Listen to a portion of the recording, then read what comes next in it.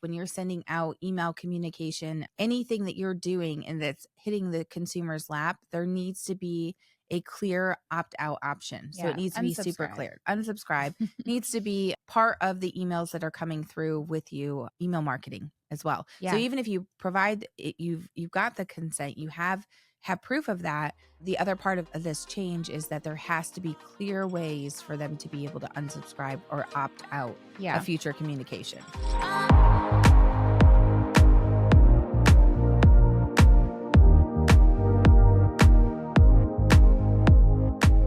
Welcome back to Real Estateable, your go-to podcast for raw, real, and relevant information in the real estate world. Today, we are talking about the TCPA rules. And if you don't know what that stands for, that is the Telephone Consumer Protection Act, aka spam calls. I'm just really hoping that this episode's going to roll into us no longer getting do we need health insurance quotes? Do you need health insurance quotes? Do you want to buy leads? Yeah. Does this protect us too? I think it should. It should. It really should. Yeah. We'll dive into that. So make sure you guys give it a listen. Okay, so biggest concern hearing all this stuff is that you've set a plan in place for 2025, your marketing plans. Is that in jeopardy giving these new TCPA rules? I think that's what everyone is asking. We're hearing the buzz around our industry, and really we want to kind of shine some light and really give an explanation, a breakdown of how is this going to affect 2025. Yeah. And by no means are we experts on this topic. Heck no. But we're just sharing the information that we know. And if you guys have additional thoughts or questions, make sure you send us an email or find us on social. We'd be happy to kind of talk through things. But yeah, like you were saying, I'm hoping that this is going to protect us a little bit. I feel like I get spam calls every single day and nobody likes those. Yeah. I think that there's a lot of plans or really rules in place already, but what's the difference? What's the difference for us? I really feel like looking through all of this information, it really is breaking down and just making it way more clear on how you should be obtaining consent, who you need to obtain consent from. I don't know that it's like drastically anything different. It's just making things much more clear. Yeah, for sure. I think that these laws are going to help protect the consumer, their privacy, their information. Even as an agent, if cold calling is part of your marketing and you're calling expireds and you're like, hey, Sally Smith, I saw your house on 123 Main Street didn't sell. And it's like, whoa, like we get that that's public information. But when you a stranger comes at you knowing your name and address, it's kind of like, ooh, I don't know. Yeah. I mean, especially too, when there's so much public information that people don't realize we have access to. We've definitely as a team received a little bit of kickback from those that think that we've just are hacked into their private security and et cetera. So I do think that is definitely something to take into consideration to protect yourself and avoid fines. I mean, I think the reality is all of this rolls down to how much of your money do you want to keep? And for me, it's all of it. All of it. Yes. All of it. Yeah, for sure. So I know for us, we're not super heavy in cold calling. Like that's not part of our strategy as a team, as agents. We've definitely brought experts in to talk about that. And I think that is definitely part of a lot of who are listening's strategy. So this could be affecting some more than others for sure. But if you're calling expired listings for sale by owner, if you're just generally prospecting in neighborhoods by phone calls, you really want to listen up. Yeah, definitely. Okay. So cold calling for lead gen. Yep. We focus a lot on the expireds, the FSBOs. We're wanting to make sure that we kind of equip you guys with the new regulations. So the first thing you're going to need to do if you're wanting to do like coldish calling, the new law is stating that you need to have written consent by both parties. So that's really important. Now, if someone signs up on your website, that's giving you consent to market to them. So just kind of thinking about that, where it's not like, you're calling someone, hey, do I have consent to call you? That's an easy way. Or if somebody fills out your open house form saying like, giving feedback and giving their information, written consent. They're giving you their information to call and contact them. But you want to make sure you're keeping track of those records if you're Yes. asked to be like if you're reported and you need to verify that. So that could be a shift in your perspective and like the process of how you're doing business. Okay, got it. You get this consent. How are you keeping record of it? Namely, I feel like a lot of this is electronic, right? So that's easy to keep track of. But how are you keeping track of your open house logs? Does this change from individual paper sheets to now you're having a notebook that it's just a notebook that you're flipping page after page after page? Really think about that strategy and making sure that it's kind of like tax season. Like, how are you keeping records of this? How are you ensuring that if something comes back that you have record to say, nope, nope, nope, nope, Mr. Smith, he was here. Here's the checkbox, et cetera. So yeah. do you feel like it's going to be harder? I don't want to say harder because it's like, I feel like we have been obtaining consent, but do we have a checkbox that is marked that is saying that? And that is true. It's like, do we really get consent if it's a verbal and we have no way to prove that? I'm just wondering, like, will you have less people giving consent because you're like, check this box for permission to contact or something to that nature? Yeah. I just Well, wonder. I also think though, like when you purchase something online, Mm-hmm. it asks you, hey, do you want to subscribe to the emails? I mean, I usually don't check the box, but Yep. some people do. I mean, I'm not giving consent for you to spam The email same me. idea. Yeah. Yeah. And that is another thing too. We've always considered doing electronic registry at open houses. So that might be another way to do that. If you're like, if paper is not my thing, okay, then maybe you need to be shifting focus and doing like the iPad approach of here, sign in type scenario. So Well, that, just a or you thought. can just take a picture of the open house sign-in sheet Mm-hmm. and put it in their file. Yeah. If you're doing digital, or put it in your CRM or whatever it is. Yep. That way you have a digital record, a paper record, whatever. Let's protect ourselves. When I think a baseline of all of this, like where do you start? I think that you need to be registered for the do not call list. Like that's one of the things that really, if you're cold calling in general, should be like a checks and balances on that. Yeah. And I think that when you're going through like CRM, if it's not past clients, going through any of your databases, that's a really good starting point is to register for that do not call list and really cross-reference, make sure that you have people that you actually can contact. I know different like calling platforms like Redx and a couple other ones will show you, it'll say DNC next to a person's name. So that way you're not calling them. It still gives you their information. So nice. Could be like tempting to call, but just make sure that whatever system you're using, if it's providing you with a do not call list or it says DNC, don't call that person because you could end up getting fined. 100%. I'm going to start reporting these insurance people. I started texting back like Chris Fritza does in Indiana. It's an agent in Indiana, and anytime he gets a spam text, he's like, "Are you looking to buy, sell, or rent?" And I think it's so funny. Sometimes they respond, sometimes they don't. So like, I actually just recently sent him a screenshot, and I responded to the spam text, and I said, "Are you excited about the new TCPA laws?" And they never said anything back. But I texted him. I was like, "I think you would think this is funny." So that is hilarious. Yeah. It is funny. Too funny. I'm like, it doesn't. Do you not know that I'm on the do not call list? Yeah, for sure. I think the other thing too, you got to remember is like when you're sending out email communication, anything that you're doing and that's hitting the consumer's lap, there needs to be a clear opt-out option. So it needs to be super clear. Unsubscribe needs to be part of the emails that are coming through with you, email marketing as well. Yeah. So even if you provide it, you've got the consent, you have proof of that. The other part of this change is that there has to be clear ways for them to be able to unsubscribe or opt out of future communication. And I know too, like when our CRM will text for us, it'll say at the bottom, like text stop to unsubscribe or whatever, just making sure that they have an easy opt out where it's visible, accessible, all the things. Yeah. The other thing too is just making sure you're trained up. So maybe this is your training, maybe your broker's doing a training, or maybe there's some other class you can sign up at your association, but just make sure you know what you're doing. I feel like that's self-explanatory, but if you're unsure if you should be sending emails or calling or texting, just educate yourself. Just ask someone. Yeah. I also kind of feel like when in doubt, whether or not you've received, the actual permission, when in doubt, I would err on the side of caution, especially because with a change, there comes, I guess, what do you want to call?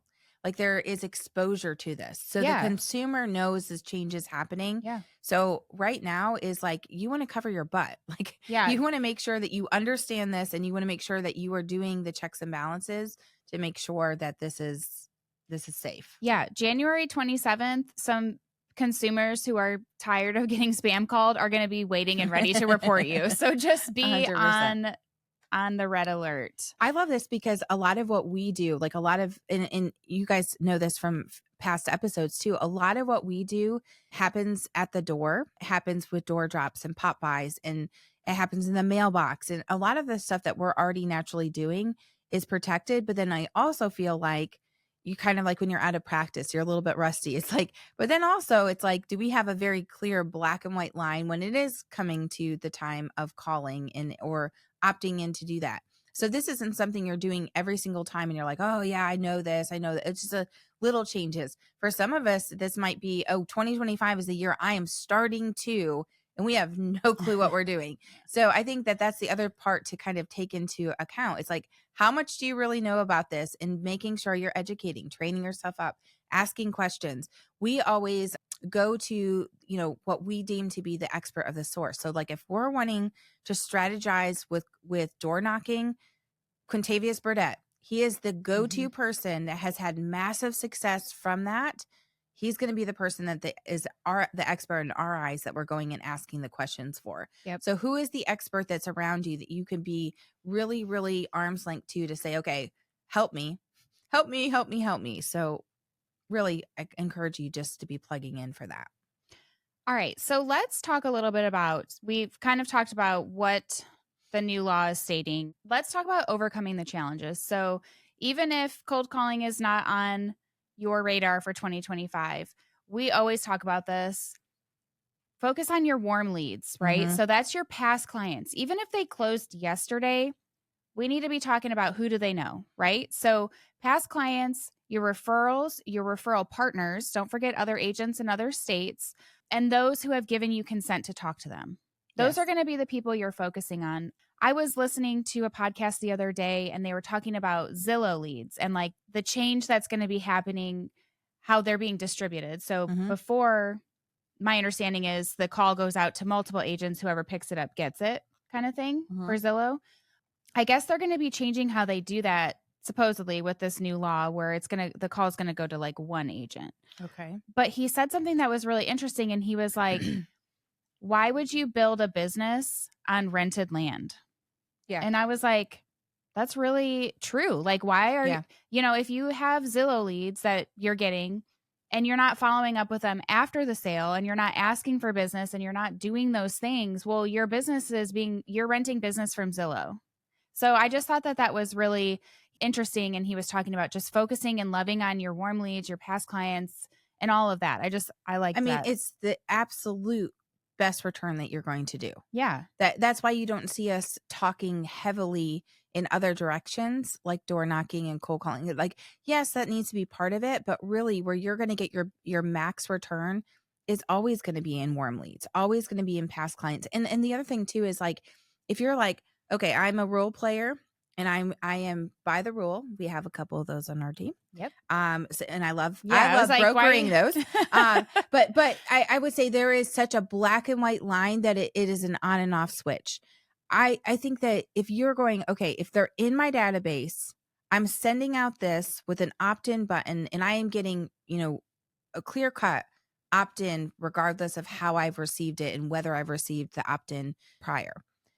How much more likely are you going to get an opt-in from someone who has done past business, has been referred to you by someone, or has already opted-in originally and is already seeing the value that you're bringing? Like, duh. Yeah. Those are the people that you're automatic. Like if you want a success plan, hello, that's your success plan. Yeah. Now granted, when you have somebody that's like, okay, I'm dying in this house and never, ever am I going to need real estate. And that's the only value is you helping me buy or sell or blah, blah, blah. And there's nothing more that you have shown that you could provide. Okay, got it. It's not going to be 100%, but surely it's going to be more than going and doing this organically, through phone call. Hello, do I have permission to speak to you kind of thing. So definitely focus and leverage on those warm leads.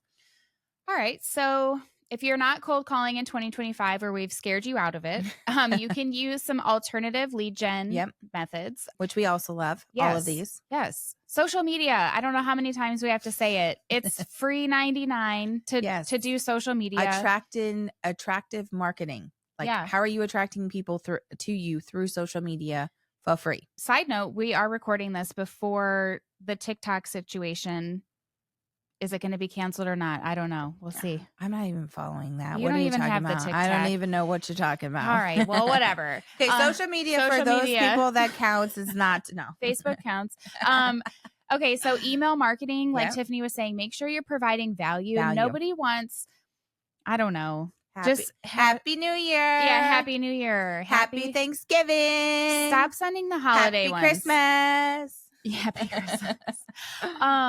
Stop sending those kind of emails. That would be better, I feel like, better received as a video text message or even a video email. Send a video because that's what's trending in 2025.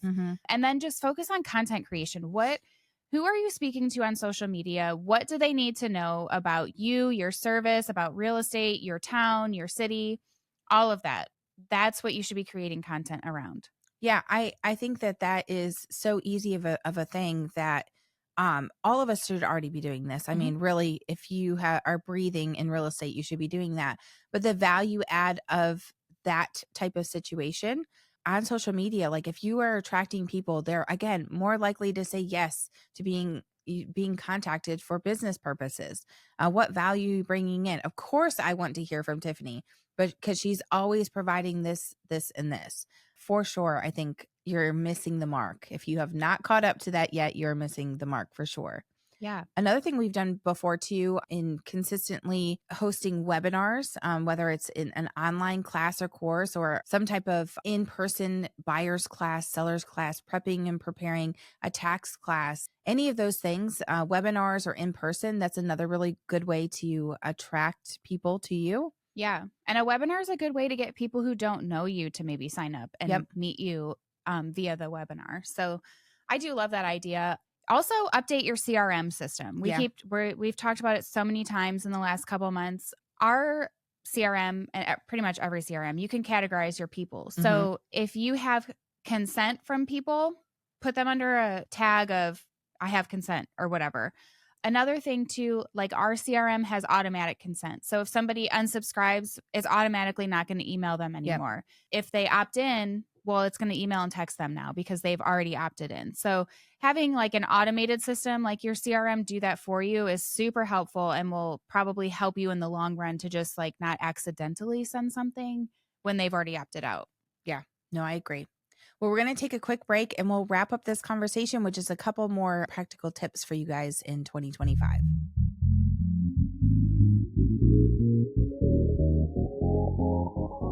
Are you looking for ways to become more efficient and save time in your day as a real estate agent? We've got the thing for you. We have created 18 done-for-you email templates that cover the entire process on the buying side and the selling side. The best part is that this is only $49 and includes customizable email templates for the process to get you through start to finish with your buyers and sellers. Head over to realestateable.com/email templates, and that's where you can find them. All right. So if you are dead set on cold calling this year, no matter what the laws, you're not scared and you're just ready to hit the ground running. Some of the best practices that we have come up with is shifting the focus on selling and provide value. So if you're calling a seller, hey, Mr. Seller, your neighbor's house just sold that may have affected your value. You're not selling anything. You're not saying, hey, their house sold. Can I sell yours next? It's now he's like, well, what about my value? My value must have gone up because nobody thinks their value has gone down. So it's intriguing and it might kind of warm up the conversation versus, are you looking to buy or sell? Well, and I think you can start the conversation too with, introducing yourself and using that as the hook. So like for an example of a compliant call is going to be you introducing and giving the reason that you're calling. Well, if it's a hook, like something like, I just sold your neighbor's house down the street and this has affected your value. Would you like to learn more? asking for permission. Yep. So introduce, reason for call, and asking for permission to continue the conversation, and be ready for the no, without argument, without kickback, without like thank you, courtesy, all the things. No problem. If there's any ever a need for you to have updated value on your home, feel free to call me back at this number. Period. End of story. That was a success. You actually talked to somebody. That was a success. But I would definitely be very, very clear cut on hi, reason, yes or no. Thank you. If I'm here if you ever need me. Like, so easy. A script that you could easily get through. And if they say no, that's the end of it. Yeah. You're not like, can we continue talking? No. Okay, bye. Yeah. Like if you ever need some real estate advice, feel free to call me. But if it's a no, it's a no. If they hang up on you, it's the same thing. Well, in Quintavious, which he door knocking, cold calling, a major way that he built his business. If you've not, looked him up, listened to our very first episode on him. One of the things that he would start the conversations on was like, what about those Bulldogs? What about whatever the local team is? Like he gets the energy going with like, he'll call on Saturdays, Sundays when ball games are there, or some type of hype that's happening local that people are like, heck yeah, what about them? And then we'll introduce himself, reason he's calling. But he already has them excited for whatever the phone call is going to be. Introduce, reason for the call, permission to continue, and okay with not.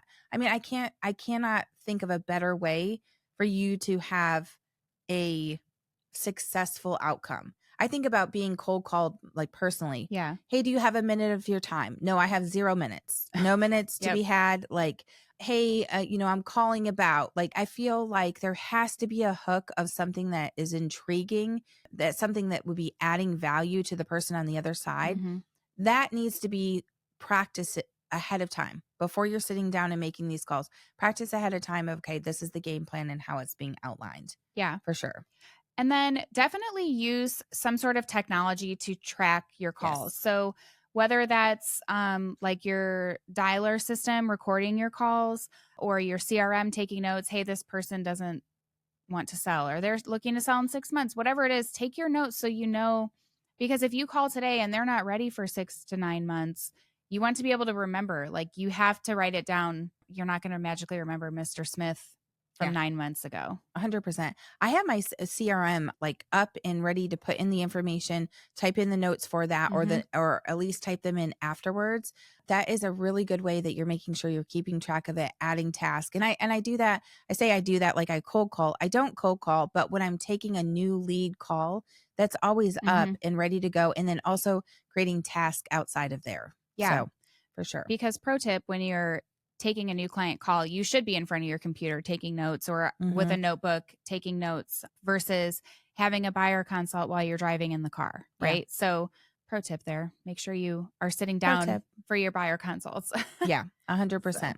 All right. So I think that we have made it super clear that it is so important for you guys to understand what this is. If you are doing any sort of anything marketing through email, text, phone call, you got to know what the heck you're doing come very quickly. Very quickly need to know what is going on. I think that is no joke. I mean, the fines are no joke. Yeah. So you definitely need to make sure you have written consent, right? So that's step number 1. So if we're going to do kind of like summarize everything for you in a packet, written consent, you have to have that. You have to have the opt-out, however they're going to unsubscribe if they so choose. And then also checking to make sure they're not on the do not call list. Those would be like my top 3. Yep. In a nutshell. So just be careful when you're, prospecting and cold calling, but have fun doing it. Yeah. All right, I think Ashlee wrapped up our episode with 3 really great tips on how you should be making sure you're staying compliant. But I think for as far as takeaway goes, I think, again, we go back to scrubbing through your CRM. This is an excellent opportunity for all of us. I'm thinking through with me and going, okay, I really need to categorize these. Like how did I get consent? How am I really going to prove if someone reports, where do I have Loctite information being stored? I really think this is a great opportunity for us to be going through literally contact by contact by contact, making sure that you're getting everything up to 100%. And that is my major takeaway from today. Yeah. I mean, I don't super cold call or anything, so I'm not a super cold caller. I'm not a super cold caller, but I mean, I do call people in my Yeah. CRM, and whether I It's know still the them, same thing. Warm calls, cold calls, hot calls, they're all calls. They got to be compliant. Yeah, and I feel like there's a lot of people in my CRM from like when I started, and who knows where they are now. So if I'm like calling these people, it's just they may not even know who I am, honestly. So that is kind of like cold calling. Yeah. Yeah. So just be careful. Just make sure, if you're unsure about cold calling or email, text marketing, just make sure you can find resources at nar.com. They have the changes and all of that is on their website. So you can find that as an additional resource. All right. Well, that's all we have for you today. All right. If you found this helpful, make sure you give it a 5-star review, share it with a friend. You can find us everywhere at Real Estateable, and we will see you next time.